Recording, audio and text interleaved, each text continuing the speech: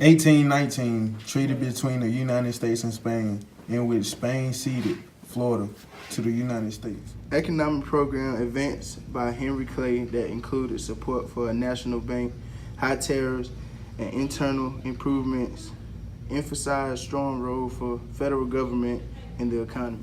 The seventh president of the United States, 1829 through 1837, who was a general in the War of 1812, defeated the British at New Orleans in 1815. As president, he opposite the Bank of America, objected to the right of invalid states of nullity, disagreeable federal laws. Refers to the presidential election of 1824, in which Henry Clay, the Speaker of the House, convicted the House of Representatives to elect Adams rather than Jackson. Cotton gin. The cotton gin. The cotton gin was invented by Eli Whitney in 1793. It removed seeds from the cotton fiber.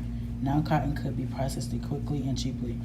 Results: more cotton is grown and more slaves are needed for more acres of cotton fields. The Erie Canal. Erie Canal between the New York citizens of Alabama and Buffalo, completed in 1825.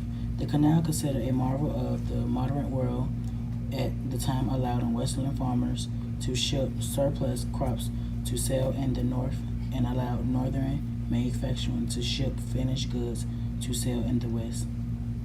Henry Clay, distinguished senator from Kentucky who ran for president 5 times until his death in 1852. He was a strong supporter of the American system, a war hawk for the War of 1812, Speaker of House of Representatives, and known as the Great Compromiser. The Indian Removal Act. The Indian Removal Act passed in 1830, organized by Andrew Jackson to negotiate land exchange treaties with tribes living east of the Mississippi. The treaties indicated under the Act of Provision paved the way for the reluctant and often forcible immigration of 10,000 of American Indians to the West. Interchangeable parts. Interchangeable parts are identical components that can be used in place of one another in manufacturing.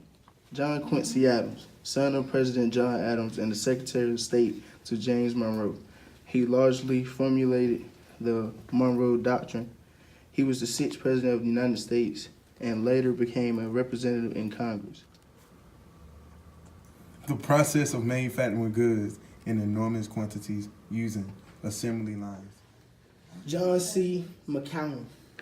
In 1828, he led the fight against protective tariffs, which hurt the South economically, created the doctrine of nullification, which said that a state could decide if a law was constitutional. This situation became known as nullification crisis. McCullough versus Maryland. National banks. Hamilton's idea that Congress passed through the aid of the Elastic Clause. Maryland taxes federal government because they don't want them in their state.